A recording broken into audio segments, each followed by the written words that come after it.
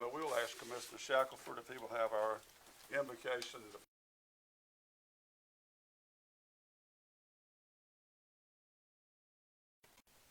Heavenly Father, thank you for this day. Blessing you.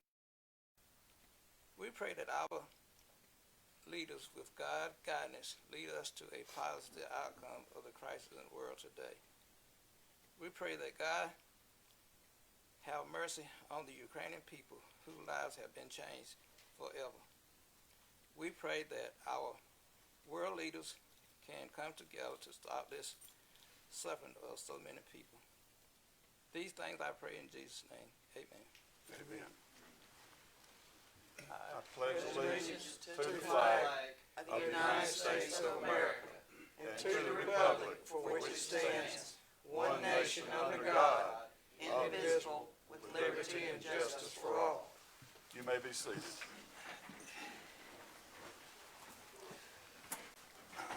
And these little chairs still roll around real nice, but they're better than they were. Okay. They'll be okay. At this time, fellow commissioners, you do have a proposal.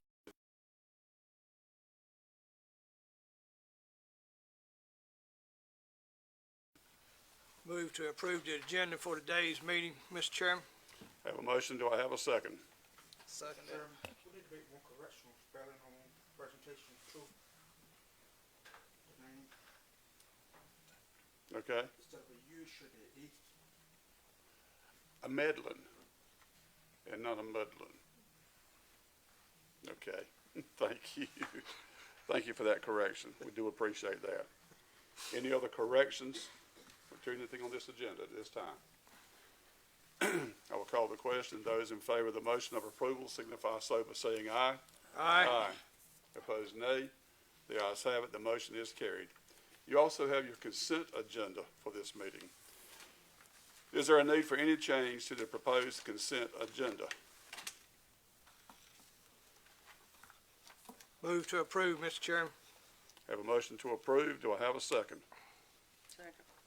Have a motion and a second to approve. Any further discussion? Hearing none, those in favor of the motion signify so by saying aye. Aye. Opposed, nay. The ayes have it. The motion is carried. At this time, do we have public comments? We have two, the first being Robert Daughtry. Okay. Mr. Daughtry. 3 minutes.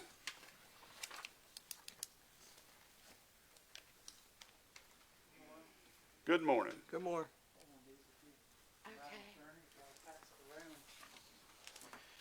I have come before you today. I wrote an email last week to County Manager Kyle DeHaven about the ambulance purchase and not being included pretty much in the ambulance purchase.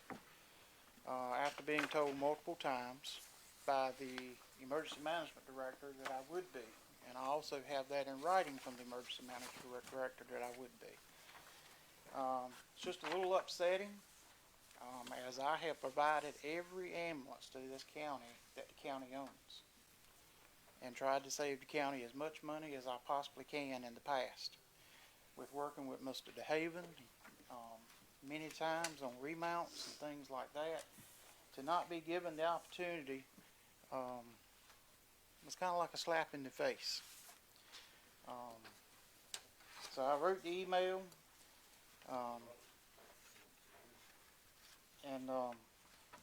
The thing is, I would just like to know why I wasn't in.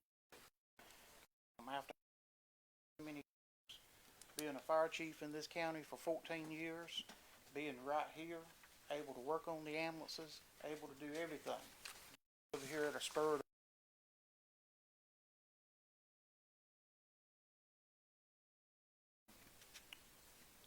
I have 4 demo ambulances coming that I could save this county anywhere from $50,000 to $60,000 on this ambulance.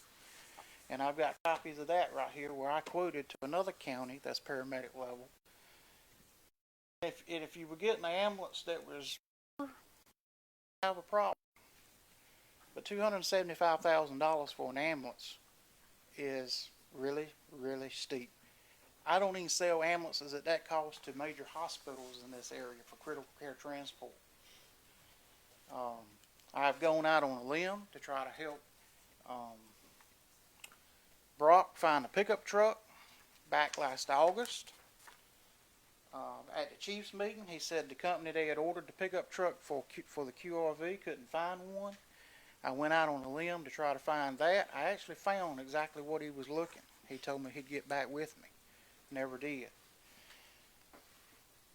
You know, there was some false statements given to these county commissioners at the last meeting in February of 21 as far as ambulance remounts. I've been involved with every ambulance remount this county has ever done. Every ambulance in this county has only been remounted one time. The red and white one that sits behind the EMS building has never been remounted. So where the 3 remounts came up, that all of them exceed the scope of practice or the scope is completely false. Those ambulances are very well capable of being remounted again. After this email went out, I don't want to really get into it in this meeting, but I'm very open to get into it in another meeting. Threats by a county employee were composed against me and my fire department. I don't appreciate it. I will not tolerate it.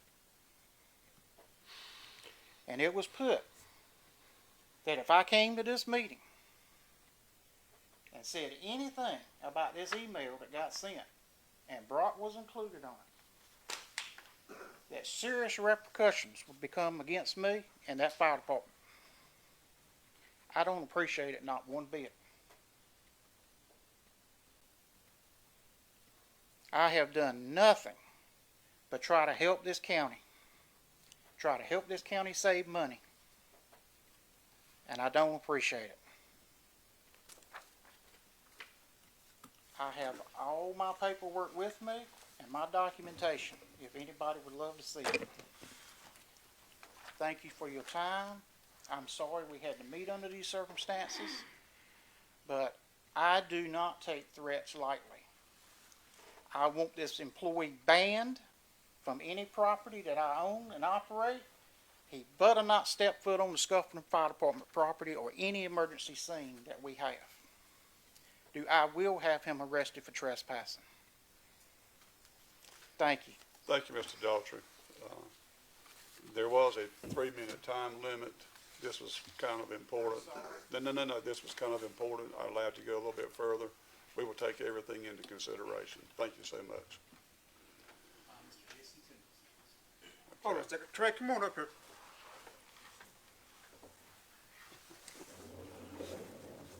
TV's crashed back there. I just want me on the stage all the time.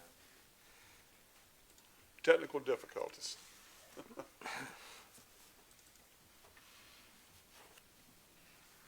you don't mind, while he's take care of that, I'll hand these out. They'll be fine. Thank you, sir. Yeah, Thanks, Yes, sir. sir. Thank you. Thank you, sir. Thank you.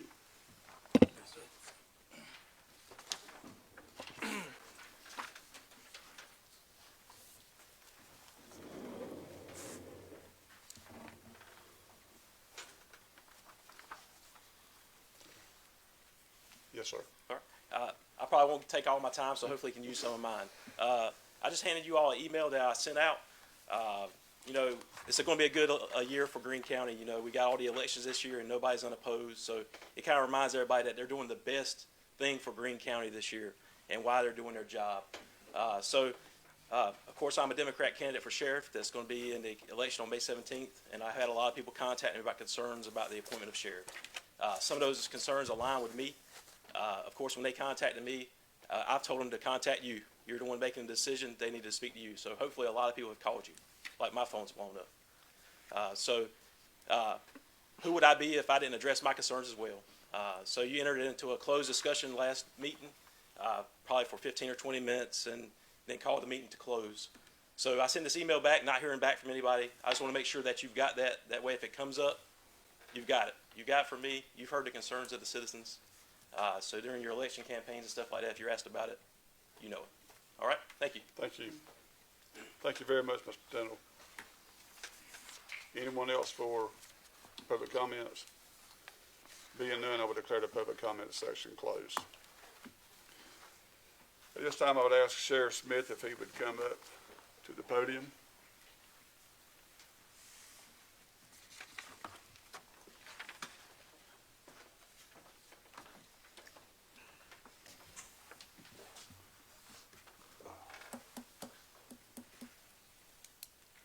Your Honor, I've told you that for the last 5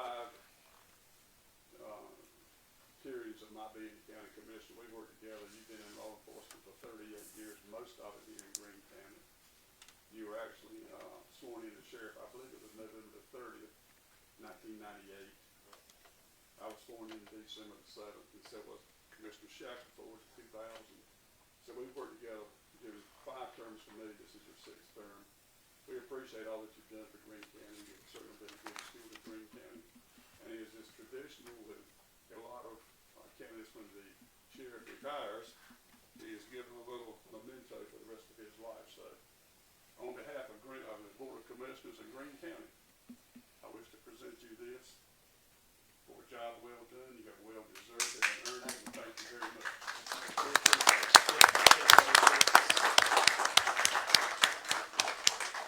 You can have 30 minutes to talk if you want.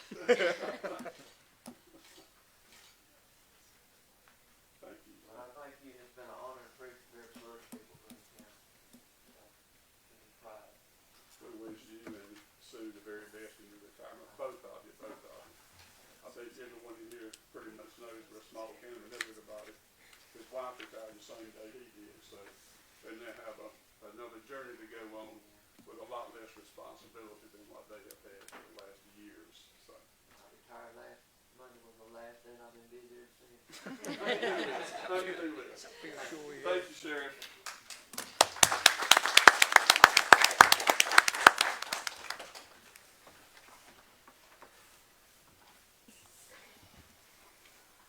Can't imagine. Your next presentation is called the Medley Proclamation. Okay. And we do apologize for the misspelling on the agenda sheet. Good morning. We are here on behalf of the local Girl Scout Troop 198 and 1982.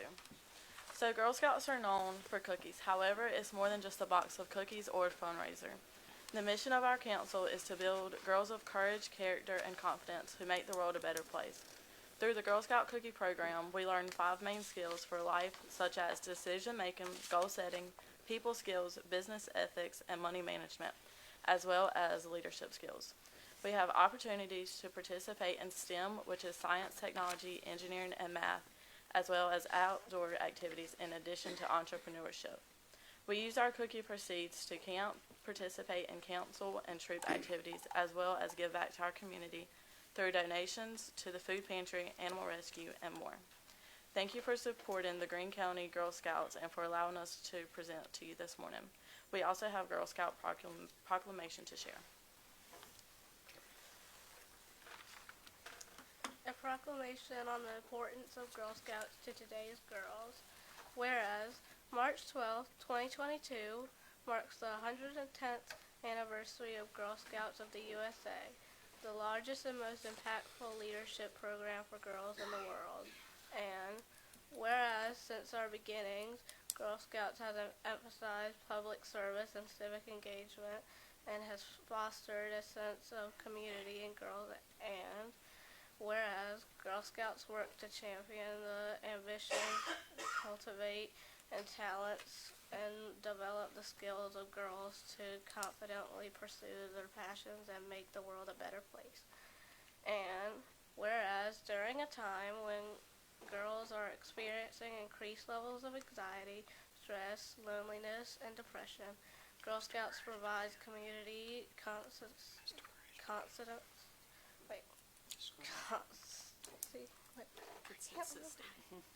consistency and connection for girls, and is a safe haven in all the uncertainty. And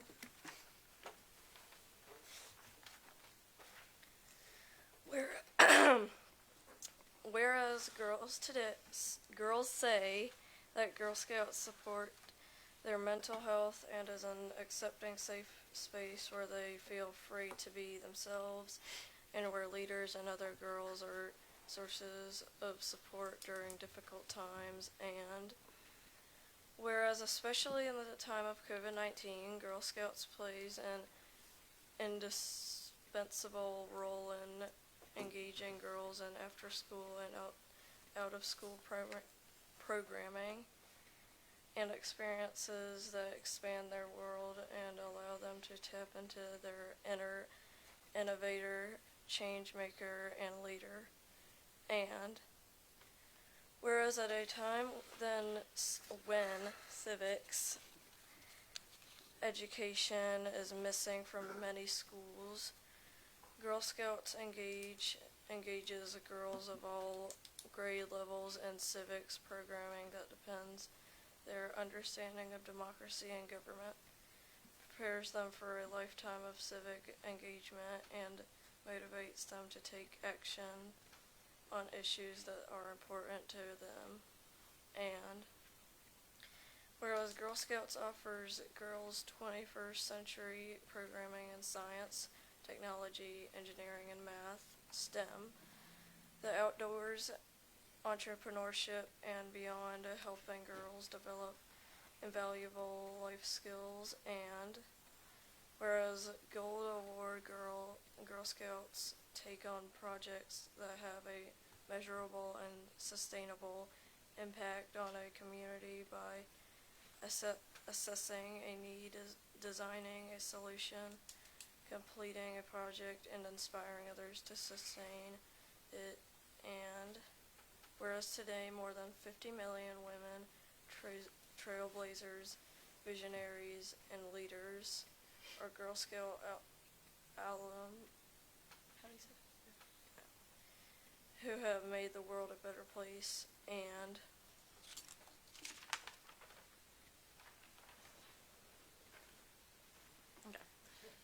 Here we have for you a box of Girl Scout cookies. We're asking. Thank you, Mary. First of all, we'd like to thank you all for supporting our Girl Scouts. We just finished up our cookie season. Hallelujah.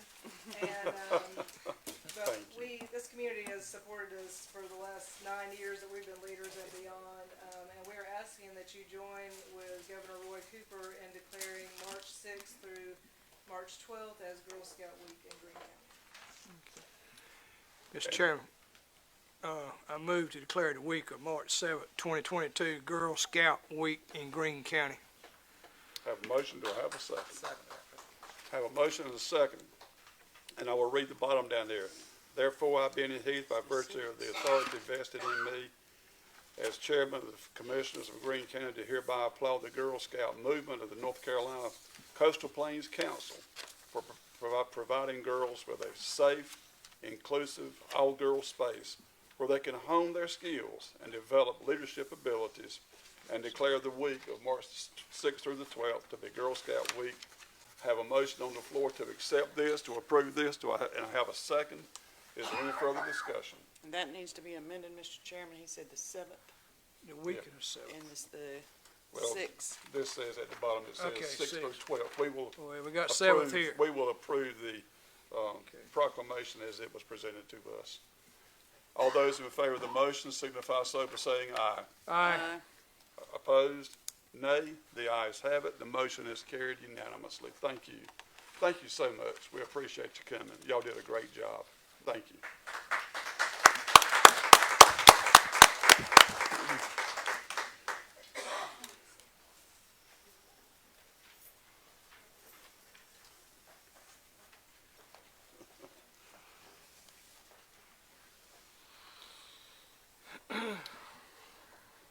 Mr. County Manager, our next presentation.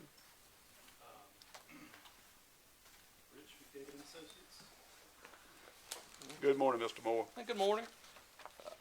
And what I've got for your consideration this morning, this happens to be with the county's existing water line that we've got on Stocks McLaughlin Road at the crossing of Polecat Creek. The Department of Transportation is proposing to replace the existing wood truss bridge with a box culvert at that location. And because of the change, it impacts the county's existing 6-inch water line. So they requested that the water line be relocated. And we recommended that be done by a directional drill. So DOT agreed a utility relocation agreement with the county to allocate DOT funds for that water line relocation. Based on that, we moved forward with bidding and design. We've received bids. We had 5 bidders. Low bidder was Hare and Rivenbark out of Kinston, who submitted a low bid of $91,078. You kind of see, based on the recommendations, our prices range from that $91,078 up to $133,000. The low bid from Hare and Rivenbark was within the funds that DOT approved as part of the utility relocation agreement. So we are recommending this morning that the county adopt a resolution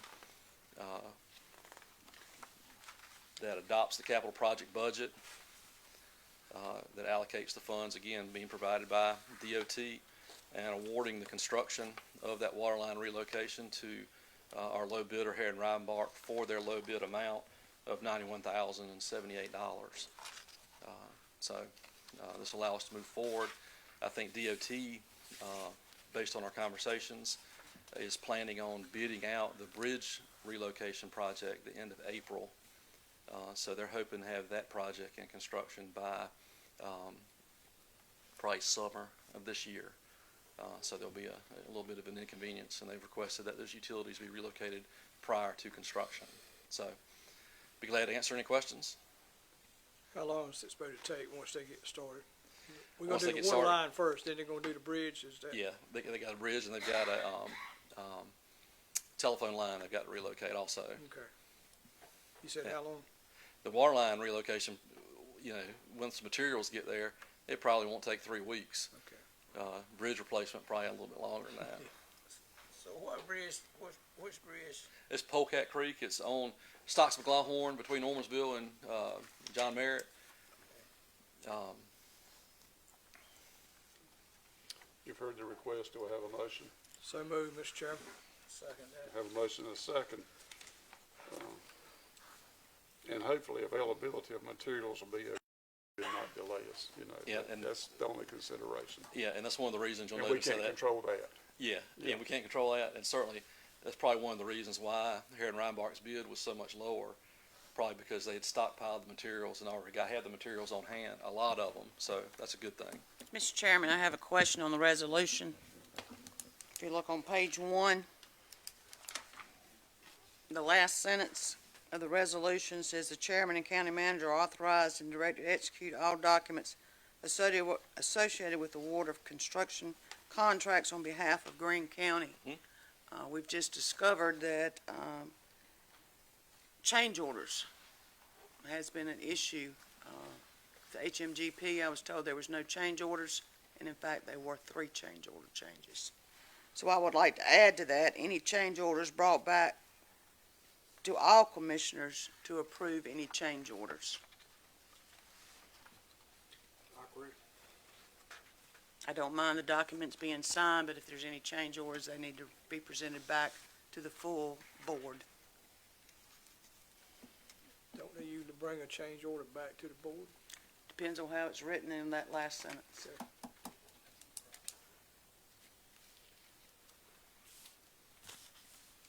Any other concerns or considerations? Yeah, so what kind of big issues have we had before with being like it is now? Have you had any issues, Kyle? Generally, change orders are brought to the board for larger capital projects that are done. The big water lines, stuff of that nature. For smaller projects like this that are funded from third parties or for housing projects that stay within scopes of the work, we just usually sign off on it and don't take the board's time. don't advise the board. Taking our time is the county's mission to know what's going on. Right. It should not be an inconvenience to bring that change order back to the board, It's not an inconvenience. okay? Yeah, and typically on a construction project, you know, I'm bound by that budget that you've adopted. Right, but So- we do have change orders that change that budget. Well, you know, usually, And I'm not talking this particular project, but No, I no. just want this in the whereas or the resolution. right. That all change orders are brought back Yeah. before the full board. Yeah, and I know typically, like if we've got a change order that would increase that construction cost and where we have to reallocate contingency, we can't do that without board action because it changes your budget. Sometimes we may have a change order that decreases the Right. construction account, you know, just because of But adjustment. change orders can go up or down depending Right. on the situation. And usually is when we stay within that budget, you know, like the $91,000, Right.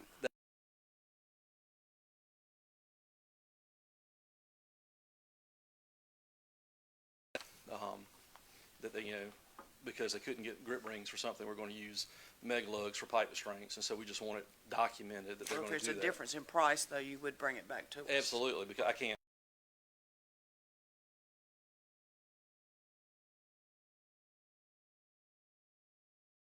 You have. Yeah, I understand what you're saying. Okay. We okay with that? Have a motion and a second. Hearing no further discussion, I will call the question. Those in favor of the motion signify so by saying aye. Aye. Opposed, nay. The ayes have it. The motion is carried. Thank you. Thank you very much. Thank you, sir.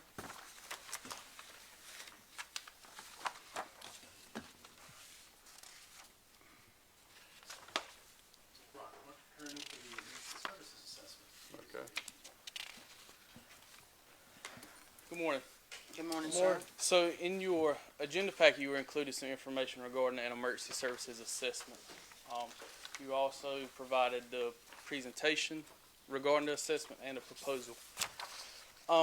Several months ago, the commissioners requested our office to meet with the volunteer emergency services organizations to figure out how we could sustain volunteerism long-term in the county. So we've had our quarterly meetings with the Firefighter Association, which encompassed the fire chiefs, and we began meeting quarterly with the EMS captains and the fire chiefs over the EMS departments. So from the emergency services standpoint, we decided we wanted to take a step back and look and see, could we have maybe there's something that we're missing, maybe there's something that we're not seeing because we're so involved.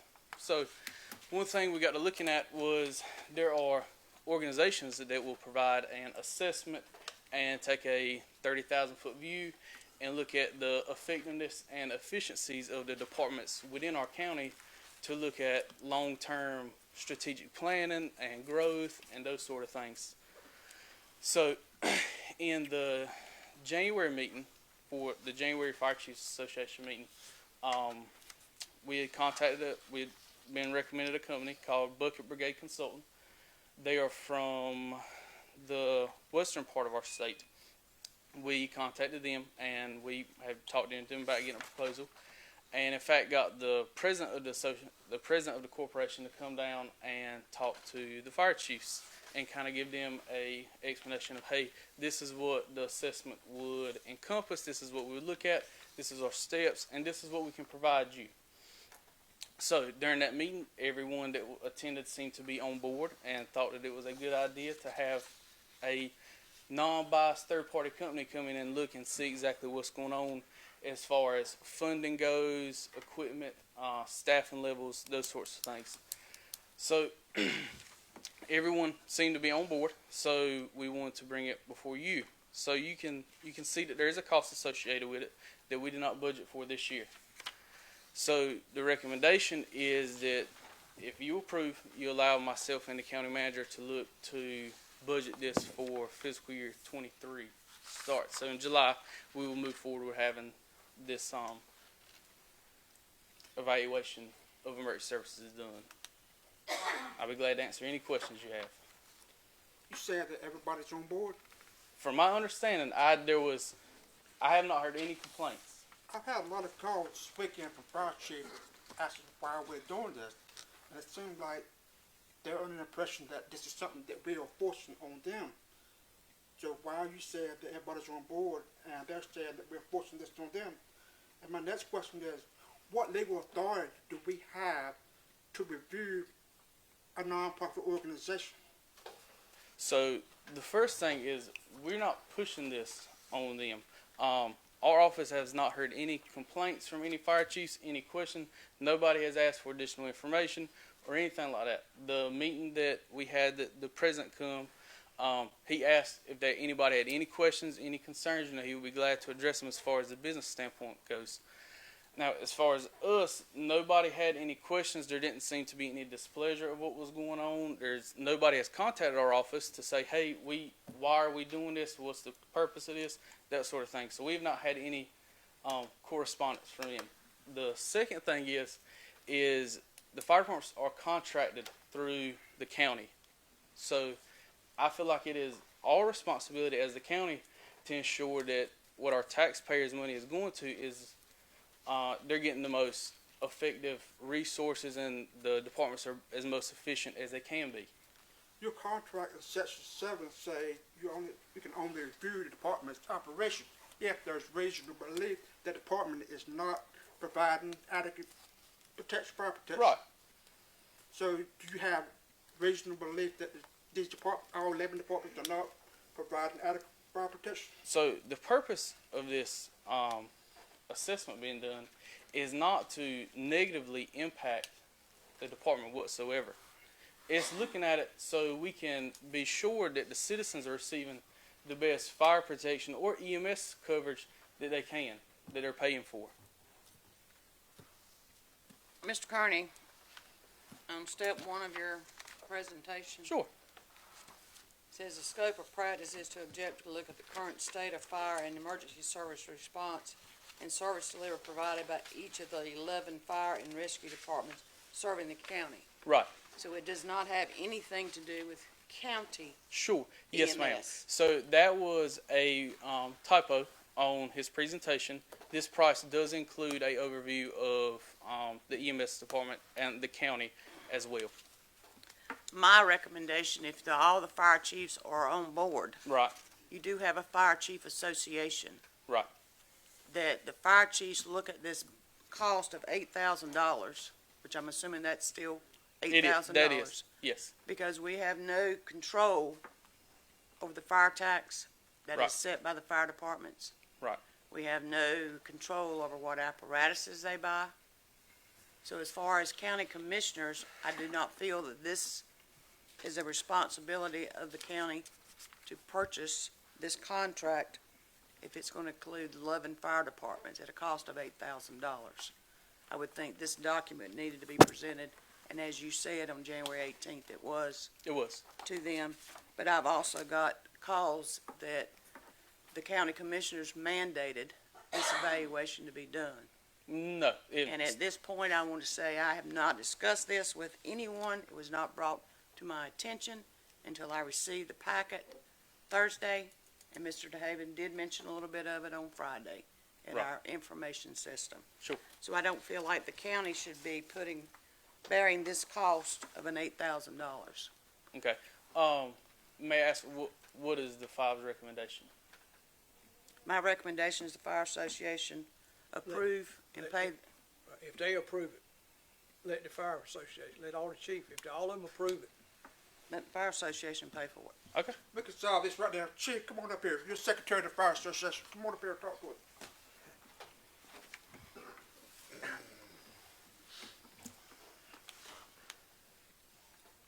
It was my understanding, and I'm the secretary treasurer of the Firemen's Association. It was my understanding that this guy was being brought in at your request to look at all the fire departments, and that we didn't have a choice. That was my understanding. I actually brought my handwritten notes of what was said, and out beside the guest present, I'm willing to show that to anybody, Jeff Cash. He's here to study fire and EMS operations for Greene County. He's from Bucket Brigade Consulting, LLC. Now, this is the unapproved copy of our minutes. It won't get approved till next meeting. that this was requested by county management and the commissioners, and will provide a slide presentation to Brock to share with all the chiefs. And as of today, I have not received the slide presentation, and this was in January.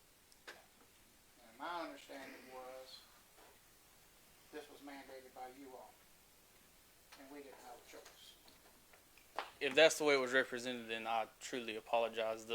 From the conversation that I had, the way I anticipated or thought I said it was that the county asked for us to look at the volunteer emergency services out of the whole and take a look at how we could continue to provide that, the emergency services at, volunteer level. This was just a third party view that somebody could come and look and say, hey, look, this is some strategies to continue providing volunteer service throughout the fire departments or throughout the emergency services as a whole. Now, if this is something that the fire chiefs are not on board with, and the recommendation from you all is to have them to fund it, I'm okay with that, and I'll present it back to them again, and whatever the fire chiefs, But you did say the direction is. county. Who are you talking to as far as county? Are you talking to Mr. DeHaven as county manager? Or are you talking about these 5 sitting at this table? When I said the county wanted us to look at, I believe I was recommended by the board to have quarterly meetings with. But that part is correct. That's right.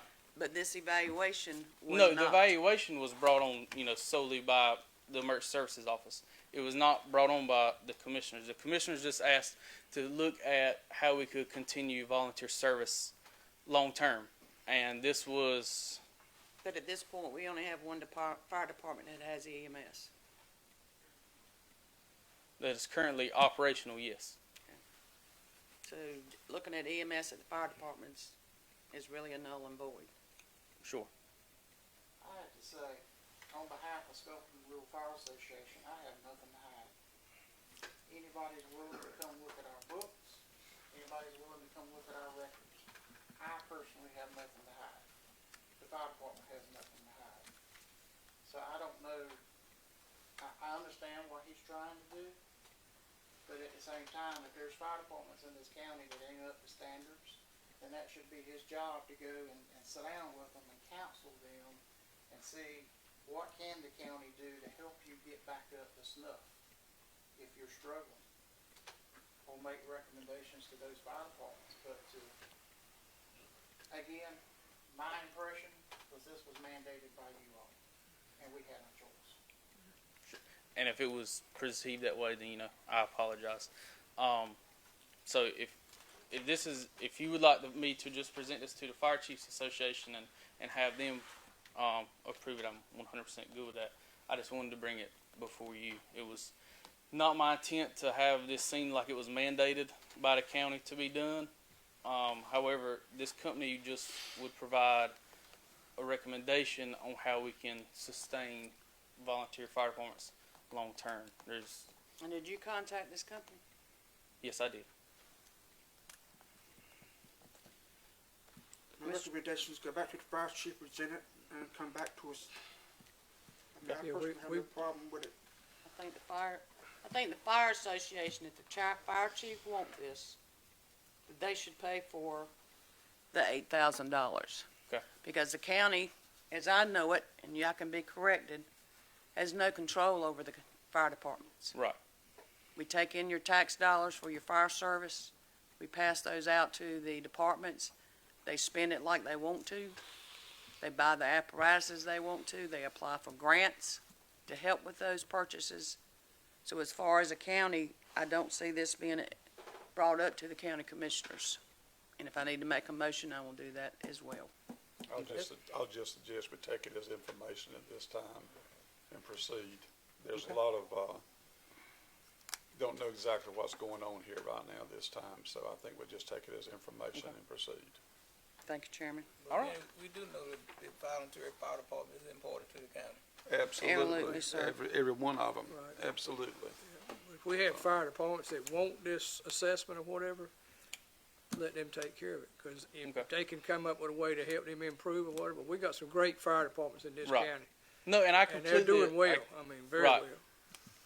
So, And again, it is, I think, was made, if there is an issue, you as emergency management director, come up with a plan on how to increase volunteers, which we know volunteers is number one issue for any department. It is. It is a as So a struggle, especially during the daytime hours. Right, recruitment. But I do appreciate Mr. Chairman doing that, Yes. because I think it is a fire association's decision. Okay. All right. Thank you for your time. yeah, Thank you so much for the presentation. It will all work out. Ms. Jacobs. Mr. Rich. You don't look much like her, do you? Give me just a second. I'm gonna try to do a sort of a real time. Instead of bringing maps, I thought it would be a little easier if we just brought the system we use to do mapping, so that if you had any questions, we can zoom to a particular area of the county, look at some kind of real time data.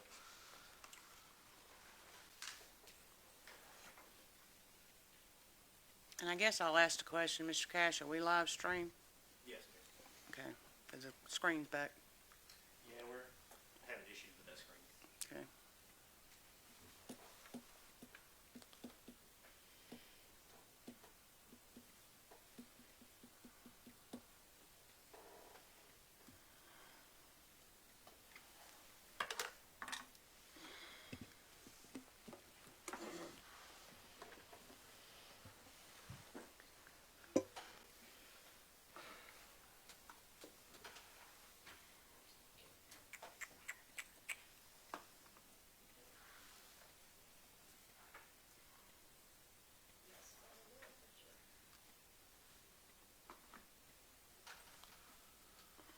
So I really wanted to come talk to you guys because we now know that the grant we applied for with the Greene County Schools for NTIA was not funded in Greene County. So having that information, we've obviously started looking for other grant opportunities. How do we extend our service throughout the county? One of the upcoming opportunities is going to be the North Carolina GRAPE grant. So I've got some slides here that were presented to us from the GRAPE grant, just to kind of go over briefly what it is that the program entails. So the North Carolina grant, the big ones here are single grant award, can't exceed $4 million. Obviously, we had kind of done some research, and we figured out when we were making our application for NTIA that to complete access to broadband throughout the county under that program, we were looking at approximately a $25 million cost. So the state program has a little bit of differences. So there has been an FCC program called RDOF that, though nobody is actively building it, I don't know why the screen just went out.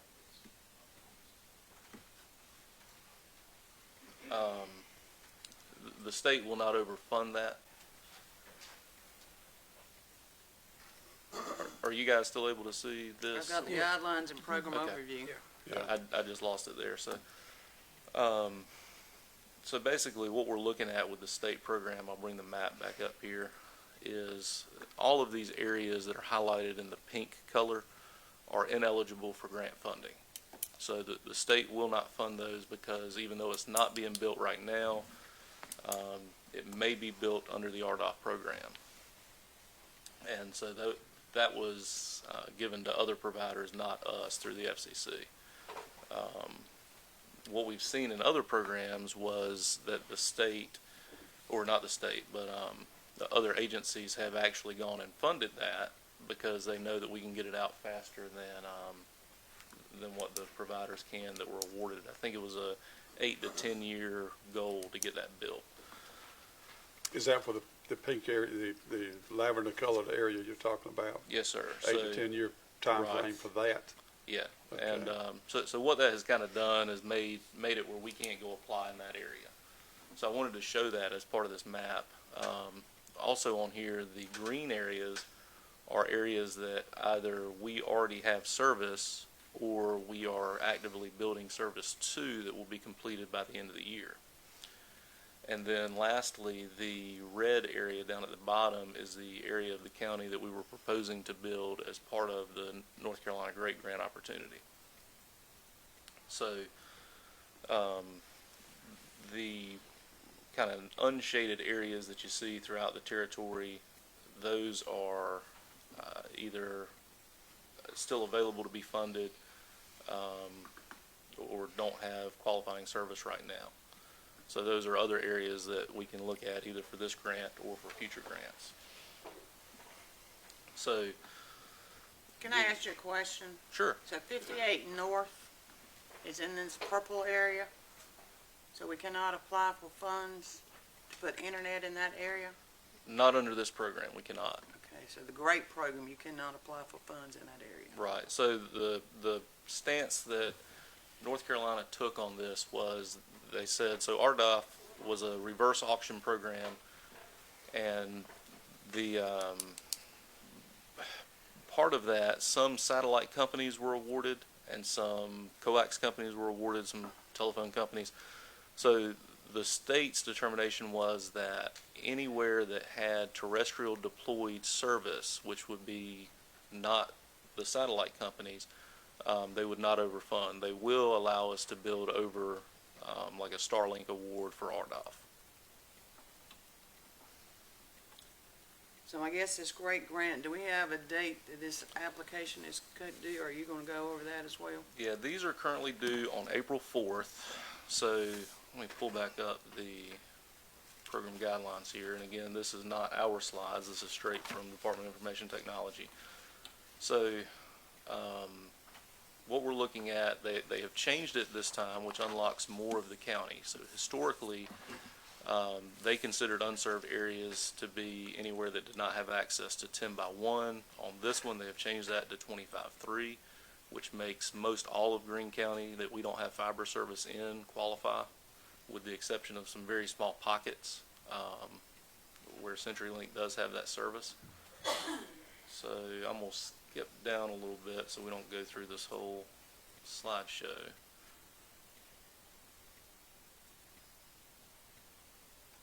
And so this is where it gets to be important in what the state has done. So they are pushing very much so for a partnership between a private provider and a county. And what they're looking for there is for a county to contribute matching dollars from their ARPA. So this is kind of the state scoring criteria. They'll give you up to 4 additional points to have that partnership. The other ones here, the unserved households, percentage of unserved households. So these we always score very high on. And then if you look at the multiplier table, we offer services greater than 100 by 100, which gives us a 3 times multiplier. That's something that wireless companies can't do, so they only get the 1-time multiplier. So moving forward, it tells you how they calculate it, what they do if there's a tie. So this is where we get to the match percentage for the GREAT program. So we will score greater than 22 points, which puts us at a 30% match if we were not to partner with a county. So if a county partners and contributes their share at 100% ARPA dollars, then it buys the match percentage down from 30 to 15. If you only put partial contribution of ARPA funds, then it comes from 30 to 25. So what this ends up doing is makes it where the county is responsible and the provider is responsible for 7.5% of the project.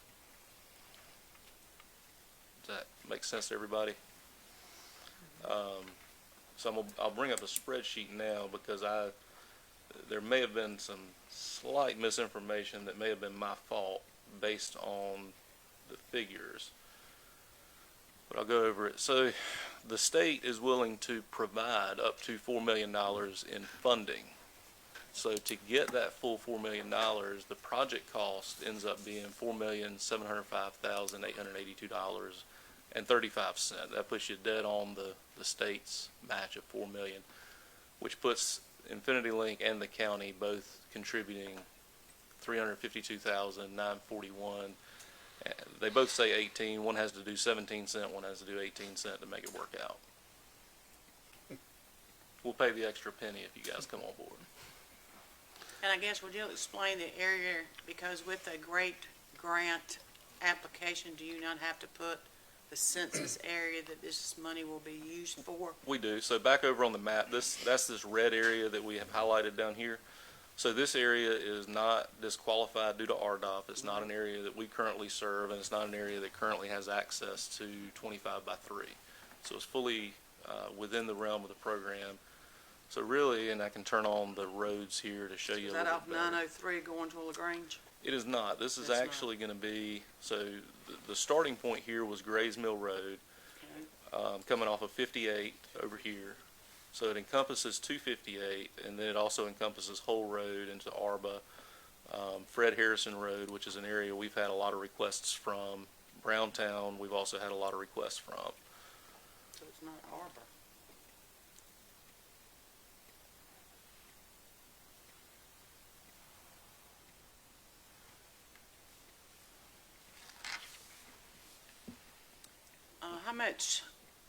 How many applications can a county present to the GREAT program?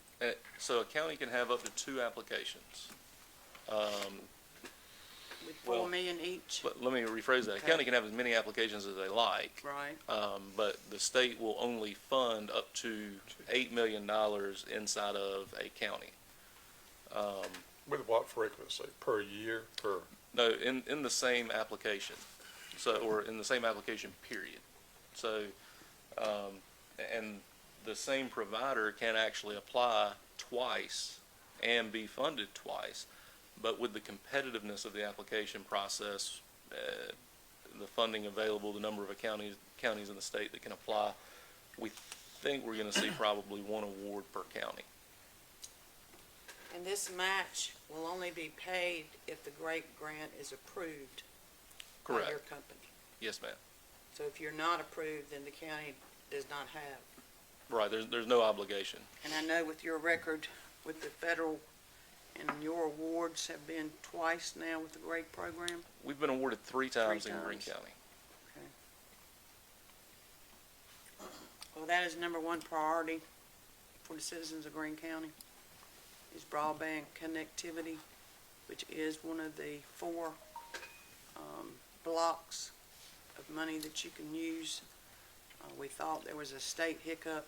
Now we have learned that is not in the law that was passed in 2021 session, that anybody that provided grants, had been provided grants for in the past, could not apply for ARPA funds, and that is not true. It is to use to serve underserved and underserved areas of Greene County. And looking at this map, I guess what disappoints me the most is all that purple. Me too. Yeah. That it's 8 to 10 years out before this is going to be approved. And so, you know, not talking negatively about another company, I won't even mention the company that got it, but when the FCC RDOF reverse auction happened, I think everybody was a little bit shocked, because if you look, this one company pulled close to, I think it was $2 billion from that program. And so a lot of the providers were sitting back going, because we looked at the program and we couldn't build it for the amount of support that they got, and they don't exist in the county, and we already exist in the county. So the hesitation has always been, will it actually happen, or will they go and take the areas that they really wanted, and then in 8 years they'll come back to the FCC and say, well, we didn't complete it, sorry, and they'll get a fine and move on, and the people still don't get the service. And that's all speculation that, you know, myself and others have talked about. Well, I know in the past, CenturyLink and AT&T have got great grants for Greene County. CenturyLink has. I don't know that AT&T has. And I was thinking I had seen that on grant number 1. But that's beyond the point. I haven't seen any progress, and people that have CenturyLink haven't seen any progress. No. So, and like I say, you can see here, and this was one of the important things that I did want to show, was the areas of the county that we do already actively have service. The area up here, a little bit what we call kind of north of Shine, is going to become filled in more with green. What you're seeing is the census blocks that the state funded. So, there were some that they wouldn't fund because they may not qualify, that we've still got to run through to get to the ones on the other side. So we'll come back and put access equipment in for those particular addresses kind of on our own, aside from the state grant. And this grant application is how many pages?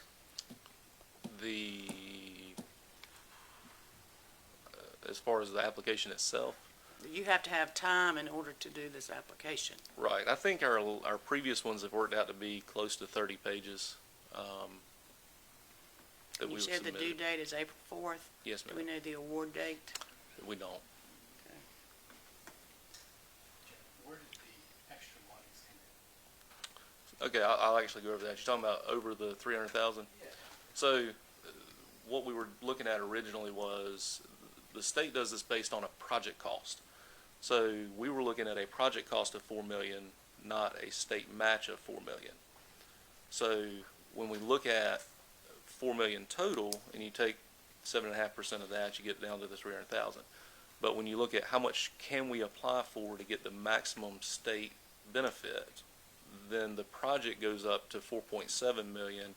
The state contributes 4 million, and then that puts both of the parties, the county and Infinity Link, with an extra 52,000. So, and that's on me. If the $300,000 got out, it was because originally we didn't fully understand it until we went back and had some additional conversations. They said, no, you can actually go above that on your project cost. The state will only fund $4 million in grant dollars. Well, I know on our manager's calls, they had mentioned 300,000.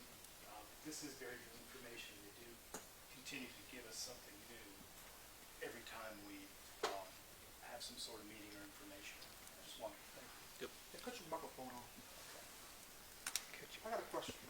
So if we do 352,000 today, or sometime in the future, next year we can do another 300, our way up to 2026 when the ARP fund expires, right?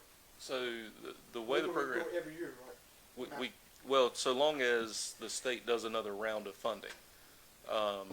Now, the way the program works is, obviously, if we're awarded, we can't build it that day. We can't just pull a trigger and magically everybody in that area has internet. So the state gives us, it's a 5-year commitment, but we only have 2 years to actually expend the funds and build the system. The remaining 3 years are what they call the maintenance period, where we just commit to the state that we're going to keep running it for a grand total of the 5-year period.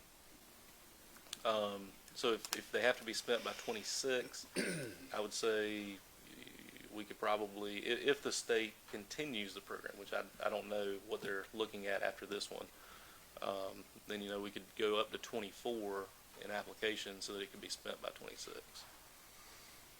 Because you got to have the 2-year window to actually be able to do the work. Does the state require you to turn in an audit of how you spent the great funds? Yeah, so they don't just award the money and hand you a check.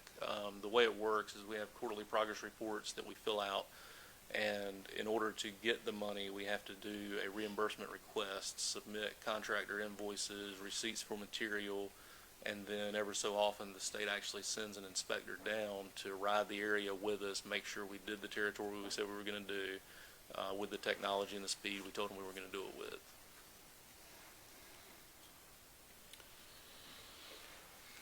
I believe broadband infrastructure is the greatest need we have in this county. It's been that way for a while.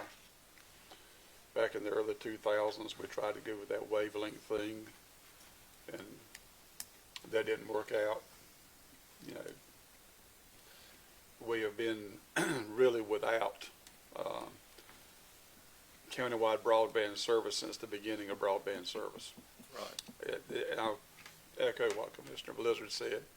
On that map, the greatest displeasure I have is the fact there's such a large area that cannot be addressed at this point in time. The big fuchsia color there, or purple or whatever you want to call it, that's a huge block of Greene County that legitimately cannot be addressed at this time, and it just bothers me a lot that we can't. But I do certainly recognize broadband being the greatest need we have, and this is a step in the right direction, in my opinion.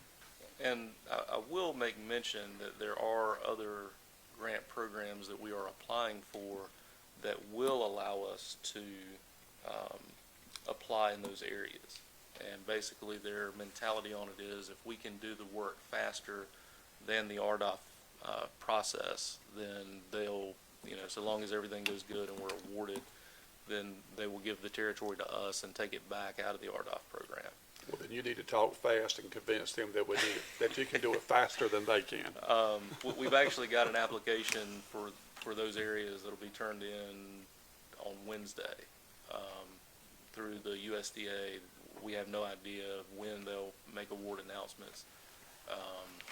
We hope that they do before anything happens on RDOF, and because once the FCC approves funding in that area, then that's kind of when the 8-year clock starts. So right now, to my knowledge, at least when we were looking at it with NTIA, the clock hasn't even started on that yet. It's just disqualified. What can we do to help you get that grant for us? So the biggest thing the state is going to want to see is the county willing to partner with Infinity Link on this grant and be willing to contribute the $352,941.18 from the ARPA money.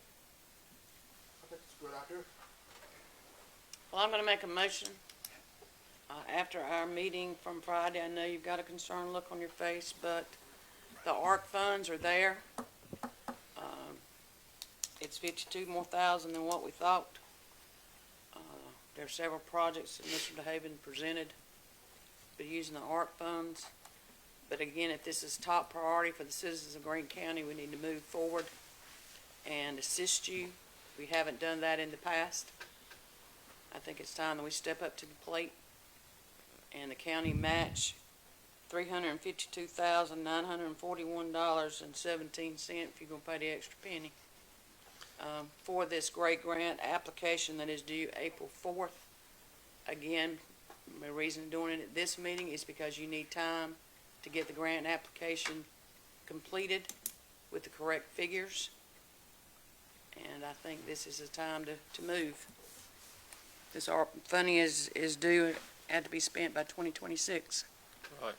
And it doesn't necessarily mean we have to go with you every time. Right. There is another company looking. I don't know a lot about them, but we were told that there will be discussions this week regarding that company's ability to provide high-speed internet to Greene County. But this is the first step in moving forward with applying for this $4.7 million grant. I'm second your motion. Also, that meeting, we need to partner with the other company, we'll discuss that. Since there's a commitment of funds, there's not necessarily been an awarding of a grant. Right. I think that the proper procedure might be to find out how the state wants us to show partnership. We can put the funds in the place where they need to be to show for the partnership so we can get all the points. And then I think we kind of sit back and wait. Is that about right? Right. I mean, obviously, we don't send in a check with our application or anything like that. And that's what the motion was, is to go ahead and commit. Commit. And then if, heaven forbid, you don't get the grant, then we don't have to pay that money. Right. So it's a commitment to this amount to be put in the application to get the points. Commitment to partner. And if the commitment to partner Perfect. with Infinity Link for the great grant. And this cycle for, I'm assuming 22, 23 or 21, 22? I think they're calling it 21-22. Okay, for 21, 22. We can handle that. It's just a matter of, Have a motion and a second. Any further discussion? Hearing none, those in favor of the motion signify so by saying aye. Aye. Opposed, nay. The ayes have it. The motion's carried. And I would like you to keep us updated on this RDOT situation. As Chairman Heath said, that's a huge area for Greene County, and it looks like it's up 58. I don't see road numbers on here, but, and as you said, you can pass through it to get to areas that can be approved. Right. We just, aren't able to, with the state's program, we're not able to apply for funding in that area. But they're the only ones right now with that requirement. Because we have some particular trouble, the audience get, say, the existing map. So can you show the existing map? Because that's the proposed map. This is the everything map. The one without the purple on it. Show where the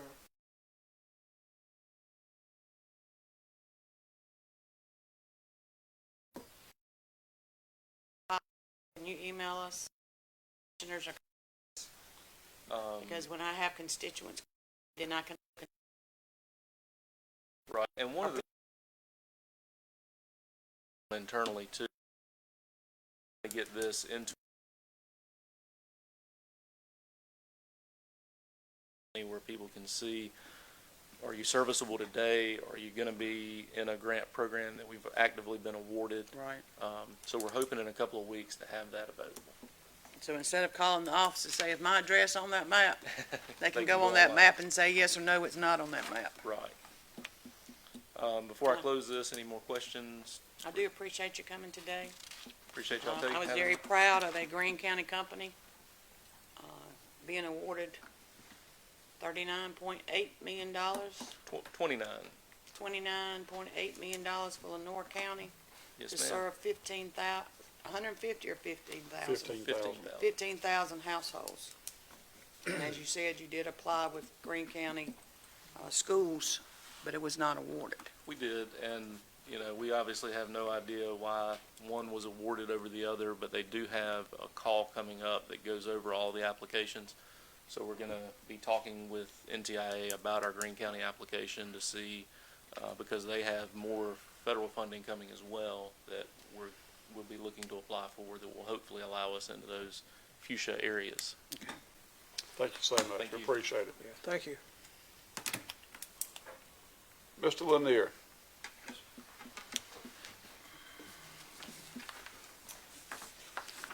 Honorable elected officials, thank you for placing the U.S. Motto Action Committee on your agenda today. It's my distinct pleasure to come before you this afternoon.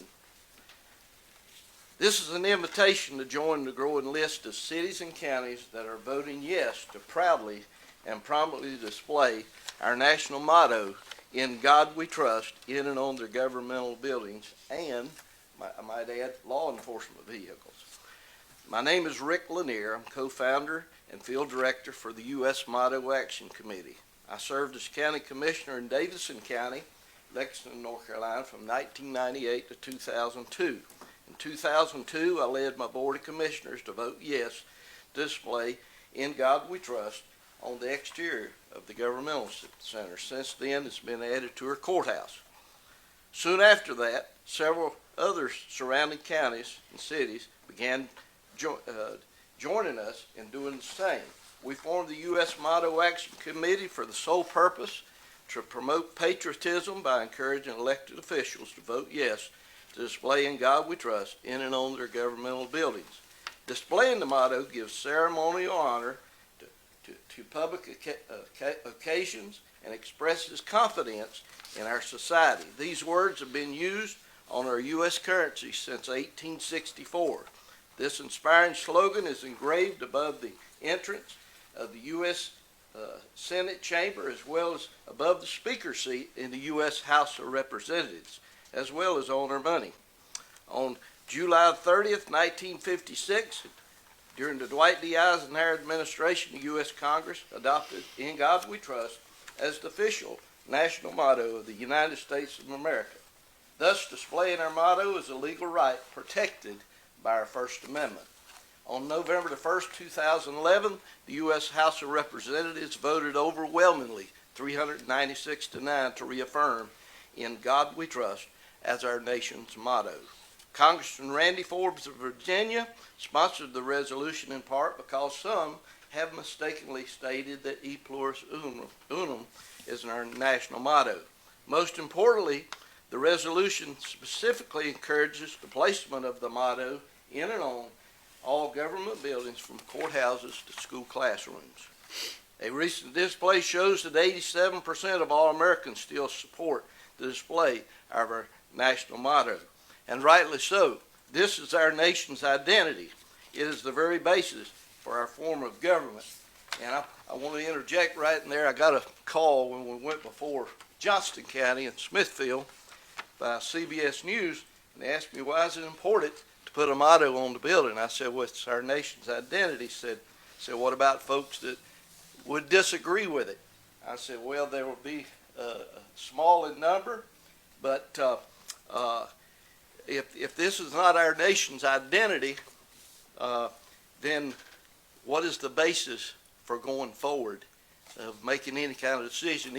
Every organization has a mission statement, if you will,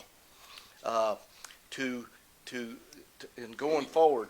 And I mentioned to him, I said, you ever watch the Jason Bourne movies? It took about 3 movies for him to realize who he was. Who are we as the United States of America? I just wanted to interject that in there. In times of both war and peace, these words have been a profound source of strength and guidance to many generations of Americans. As a grassroots patriotic movement, the U.S. Motto Action Committee stands on solid legal ground. Since Davidson County, North Carolina paved the way, not one legal challenge has been raised against any city or county that has voted yes. And so far we have 46 cities or town halls and 59 counties. With a vote today from you all, you will make number 60 out of 100 in North Carolina. This effort is totally legal. There's nothing to challenge.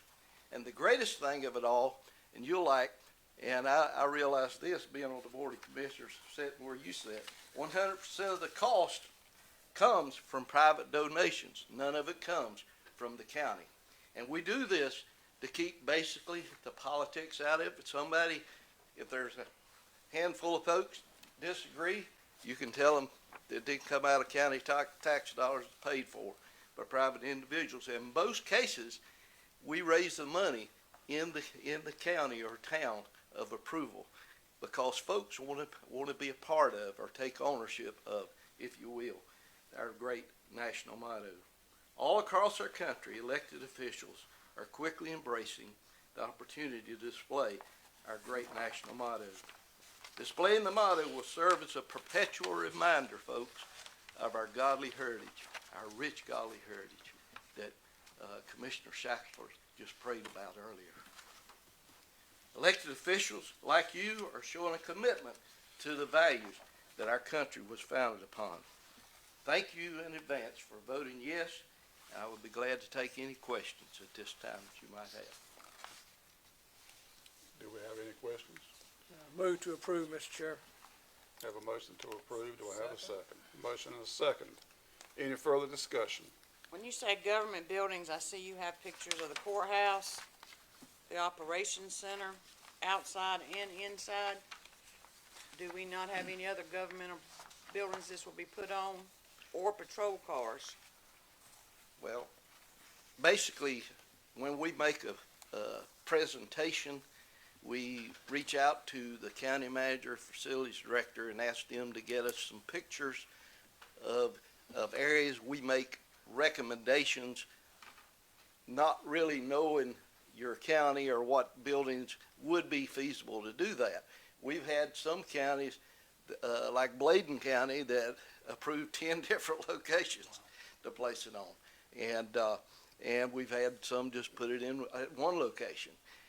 We have now between 250 and 300 displays, and we have 105 government entities, so you do the arithmetic. On the average, it's close to three locations.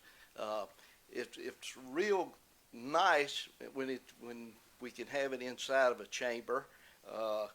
In order to do that here, it would either have to go on each side of your screen or lower, or on the side wall, of course, or lower your Greene County seal and put it right above that. I always like to see in God we trust be the reason I say above the seal. I think it gives it less distinction when it's below your seal. And so to, So to, again, to you're answer your talking question, county. I'm sorry. No, again, you're talking government buildings and patrol cars, or is that something that you and the county manager is going to decide? We can work that out. I can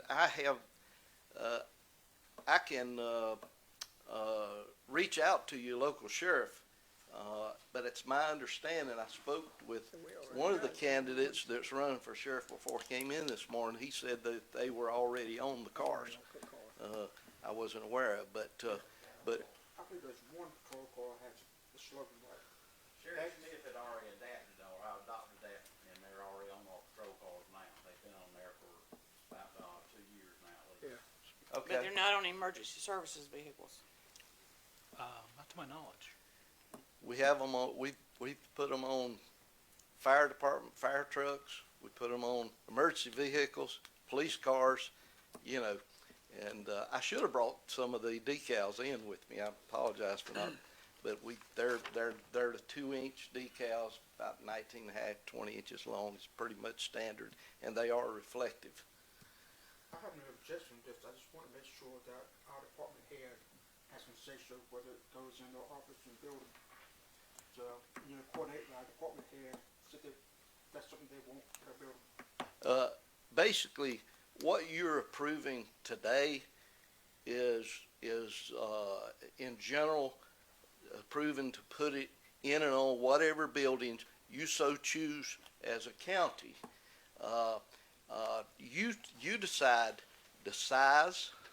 Now, there won't be a particular size on the sheriff cars, but I'm talking about as far as the raised letters. And I want to point out to you, inside the buildings, they're usually a good quality acrylic letters to go on inside the building because they're not exposed to weather. But on the outside, they're anodized aluminum. If you know anything about anodized aluminum, I looked it up several years ago just to know myself. It's second only to diamonds in strength and durability, meaning that it will be there for a long time. It will endure the weather elements. And so these are good quality letters that are drilled into the facade of the building, and you choose the font, the size, the color, and the location you want them. Your municipalities in the county, you need to go before them, or do they need to contact you if they want such? Either way, I have had some that voted. In fact, I've had one, maybe 2 counties that have voted, and then called me up and said, "Rick, what do we do now?" And without me going before them, we prefer going before them because we like to get adopted a resolution for this to be displayed in perpetuity, meaning, of course, permanently. And If the motto or logo needs to be replaced, is that a county or should that go across the building? okay, here you brought up a good question.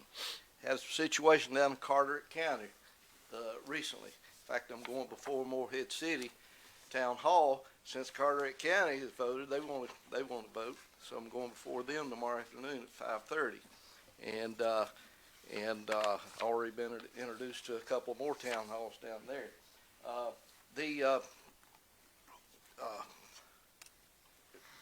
Repeat your question again. I get off I'm track a asking little bit. if the logo or something needs to be replaced or repaired, who's responsible for that? Yeah, okay, as far as installation, Carteret County,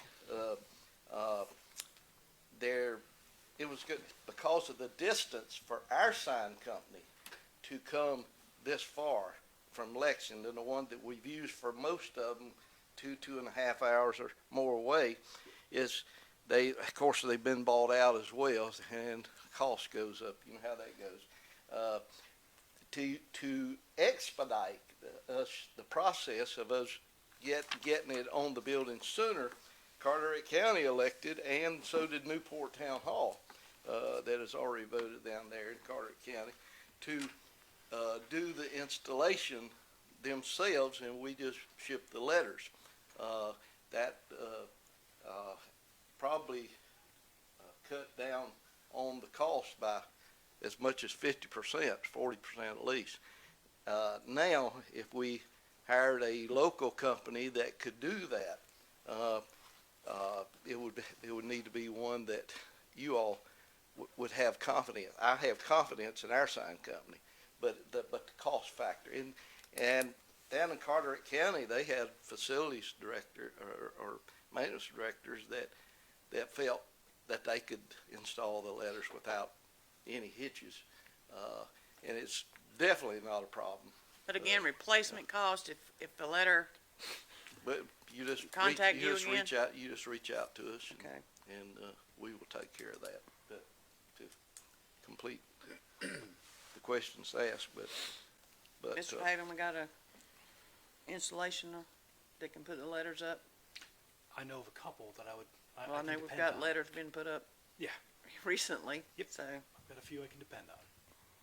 So I'm gonna take it in the motion in a second that we have is the, approving concept, this process, and identify ultimately which buildings we want it on, that sort of thing, and proceed in contact with Mr. Lanier and make that happen on behalf of the citizens of this Greene County. I'm just a redneck country boy. That's all I'm ever going to be. I'm going to die one of those things. But if you don't believe in God, we got an issue. I sincerely mean and support this. So I'm going to call the question. Those in favor of the motion signify so by saying aye. Aye. Opposed, nay. thank you so much, Commissioners. Ayes have it unanimously. Thank you. I appreciate it. Thank you so much. Thank you for coming today. Thank you so much. Appreciate you. And I want to point out to you, the process can take sometimes as little as 30 days to get the letters ordered. It could take 60 to 90 days. It's, it's a process. Thank you Okay? so much. Thank you. Yeah, thank you. Mr. County Manager. Thank you, sir. Just two short items for business today. The first being a budget amendment for the senior center. This is to cover the final expenses of remodeling portions of the senior center. I think they ran into some issues, unforeseen issues, and this will cover all that. It'll be a turnkey job. Are there any more questions I can answer for you? Move to approve, Mr. Chairman. Thank you. Do I have a motion to approve? Do I have a second? Second. Thank you, Commissioner Blizzard. Any further discussion? Hearing none, those in favor of the motion signify so by saying aye. Aye. Aye. Opposed, nay. The ayes have it. The motion is carried. Thank you. And the next is appointment for sheriff, and I'll turn that over to you, Well, Mr. Chairman. I do want to make a few comments before we execute this task. I do think it's worthy to note that the board has considered all applicants. We had 3 applicants that are involved in this process of appointing the person to assume the responsibility of the sheriff of Greene County, vice the retirement of our Sheriff Smith. We do appreciate everyone who has expressed an interest in this appointment. We thank you for your willingness to serve. And I'm going to say it just like it is. Obviously, with 3 people that have an interest in it, and with 1 person to be appointed, there's going to be some disappointments. That's just the nature of the beast, and that's the way it is. I do feel that the board was tasked with appointing the individual that we feel is the better qualified candidate at this time. And that being the case, I'm going to ask for a motion for the appointment of the individual to fulfill the responsibilities of Sheriff of Greene County. Move to appoint Matt Sasser as interim sheriff, Mr. Chairman. Have a motion. Do I have a second? Second that. Have a motion and a second. Is there any further discussion? I do want to comment, Mr. Chairman. I do appreciate all the applicants that applied. This is an appointment until November. November will be the citizen's choice. So that is a temporary position that will be filled permanently in November Absolutely. for the voters of Greene County. I will call the question. Those in favor of the motion signify so by saying aye. Aye. Opposed, nay. The ayes have it. The motion is carried unanimously. Pardon? I have no further business. Okay. Madam County Attorney, do you have any comments? No comments. Thank you so much. As usual, I will report on the COVID situation in the county as of last Friday. We now have 5,798 of our citizens who have had COVID. We have 5,699 that have recovered from COVID. We have 29 active cases. We have 2 in the hospital, and we have had, regrettably, 72 deaths as a result of COVID in Greene County. It's getting better, and good Lord willing, it will continue to get better. Any other commissioner comments, recommendations? Mine will be real short this time, so y'all have to stay awake. Oh, no. I want to congratulate Green Central head coach Ben Brand on his first career varsity baseball win last Wednesday by defeating Eastern Wayne 9-5. I also want to ask the citizens to be mindful of outdoor burning. The ground is dry and the grass leaves are dry, making it perfect for fire conditions. So if possible, please refrain from burning until there's been some rain, until the grass starts to change colors again. At the mini retreat on Friday, Commissioner Blizzard mentioned looking into the issue of affordable housing. I want to take this opportunity to share some housing data that was presented last week by the Greene County Health Department during a stakeholder meeting, which we were all invited to attend. Several department heads were at the meeting, including Director Kearney. I believe the Partnership with Children was also at that meeting. So this is going to be a repeat of the same information for some of them. In Greene County, the meeting $1,016, which is lower than the North Carolina meeting of $1,314. High cost of ownership with a mortgage constrain both homeowners and local housing markets. Safe and affordable housing is an essential component of healthy communities, and the effects of housing problems are widespread. Slightly more than 17% of households in Greene County have severe housing problems. That's compared to 15% in North Carolina and 16.1% in Eastern North Carolina County, so we're slightly above the average. Not only is affordable housing a challenge among Greene County citizens, but the condition of the housing and dwelling are also an issue. Some additional issues that were identified include overcrowding, lack of kitchens, and lack of plumbing facilities. And that's all the PowerPoints that I took pictures of. I said Friday I was sharing. If Ms. Brock remembers anything about that, she would say that she's welcome to do so. That's all I have. Mr. Chairman, I have a couple. One of the things that we've been asked in the past is our audit contract. Because we extended the audit in the past, we have received an amended contract with the cost for additional working time. Are you planning on bringing that to the board? I believe you've already approved an audit contract, if I'm not mistaken. Additional time and work. I'll look into that, but I believe there was an amended contract. And it was brought before the commissioners? I believe so. Could you please give me a copy of that? Yeah. And if I'm mistaken, I'll be glad to bring it. But I don't believe that there's any additional cost. Okay. The 2017 HGMP projects. We're on the one-year extension on those projects. We have one of the elevation recipients in the audience. Last year, the state and the county was given a year's extension to complete those 2 projects of elevation, which for the elevations was February.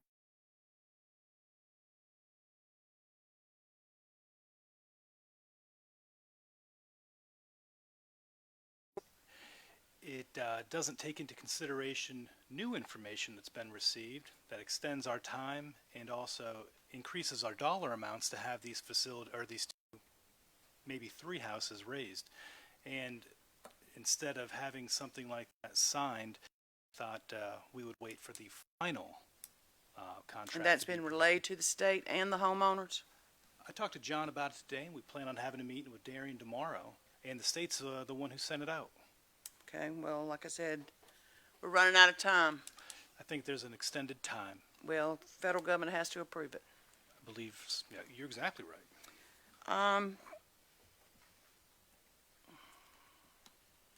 One of the other things we talked about Friday as our information session on ARP funds is requesting public input for projects that can be completed with ARC funds.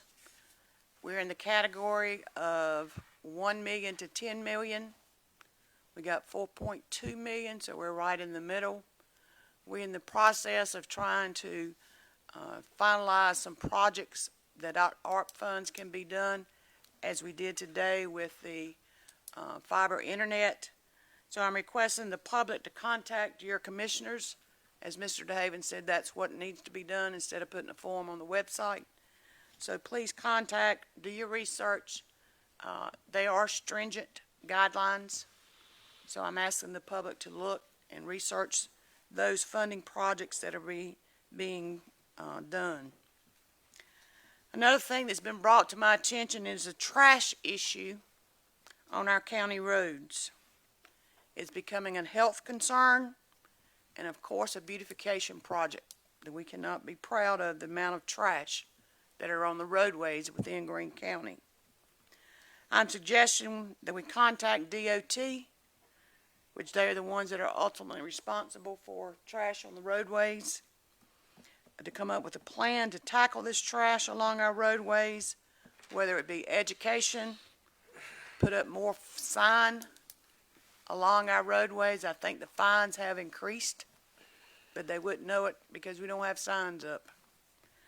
Also, I know we have Adopt a Highway program, that people have adopted their highways of a loved one or in memory of someone, but we need to come up with something to combat the trash that is thrown out over the roadways in Greene County. Even if we have to have a roadway cleanup month, we go out there and pick the trash up and let DOT pick up the trash bags, just like they do for Adopt a Highway. Next, Mr. Doherty, I appreciate you coming today. And at this time, Miss County Attorney, I would like a full investigation into Mr. Doherty's claims to include evidence, which would be bids, emails, written, oral conversations that have occurred regarding the claims of Mr. Doherty. If there's been any violations of county, state, or federal laws per purchasing policy.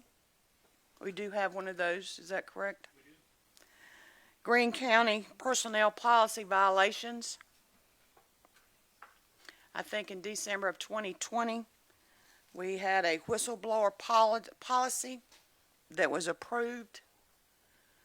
So, Madam Attorney, again, I think Mr. Doherty has information to give you. I'm sure other individuals have information. As we said, there's always more than one side to the story. But I'm asking you to do an internal investigation, since it does deal with county personnel, and to come up with a plan of action and report back to the commissioners. Thank you, ma'am. Also, at this time, I recommend to place the ambulance purchase on hold until this investigation to the claims is completed. Again, many citizens have contacted me regarding the price. I've been told it's the price of an ambulance plus a new QRV truck. And if that was the case, then we were misled as commissioners. We were also, as Mr. Doherty states, he is well aware of all the ambulances that we have in Greene County because he sold them to us.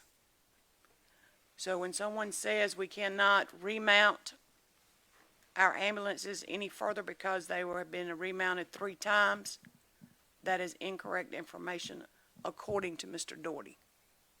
So I would like that being looked at as well, and I think that ambulance purchase needs to be placed on hold. I want to second. Commissioner Blazer's comments about the investigation. You know, there were several people on that email, that original email, including the county manager. This investigation needs to include everybody that was on that email. Thank you, ma'am. Any other commissioner comments, recommendations? I'd like for everybody to get out and support the American Legion this weekend, March the 12th, with their pancake supper. Do I need to make a motion, sir, about the ambulance? You do. You did make one while ago and say, I move. I move to make a recommendation to place the ambulance purchase on hold until the investigation of these claims is completed regarding the remount status, and if that $275,000 is for one ambulance, or what does that $275 entail, which was approved at the last commissioners meeting. Second. I think we need some answers definitely. Have a motion and a second. Any further discussion? Hearing none, those in favor of the motion signify so by saying aye. Aye. Opposed, nay. The ayes have it. The motion is carried. I'd like to see that investigation occur as soon as possible, Madam Attorney. And I just will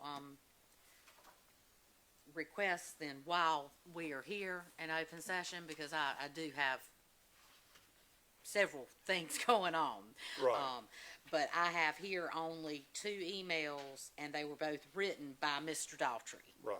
So I do not have the names of anyone. I mean, he has written 2 emails, one addressed to the county manager and one addressed to the 5 commissioners.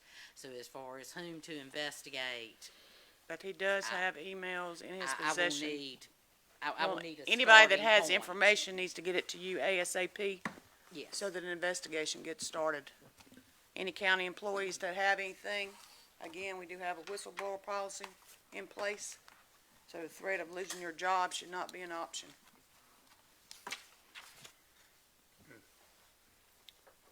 Anything else to come before this honorable board at this time?